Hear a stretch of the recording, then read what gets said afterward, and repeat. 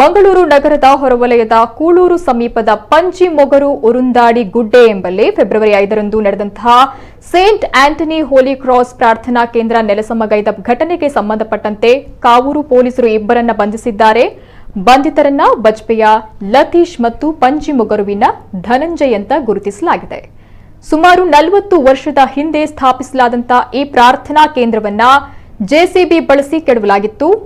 ಇದರಿಂದ ಆಕ್ರೋಶಗೊಂಡ ಸ್ಥಳೀಯ ಕ್ರೈಸ್ತರು ದುಷ್ಕರ್ಮಿಗಳನ್ನ ಬಂಧಿಸಬೇಕು ಅಂತ ಆಗ್ರಹಿಸಿ ಕೂಳೂರು ಜಂಕ್ಷನ್ನಲ್ಲಿ ಪ್ರತಿಭಟಿಸಿದ್ರು. ಇದೀಗ ಇಬ್ಬರು ಆರೋಪಿಗಳನ್ನ ಕಾವೂರು ಪೊಲೀಸರು ಬಂಧಿಸಿದ್ದು ತೀವ್ರ ವಿಚಾರಣೆಗೆ ಒಳಪಡಿಸಲಾಗಿದೆ ಅಂತ ತಿಳಿದು ಬಂದಿದೆ.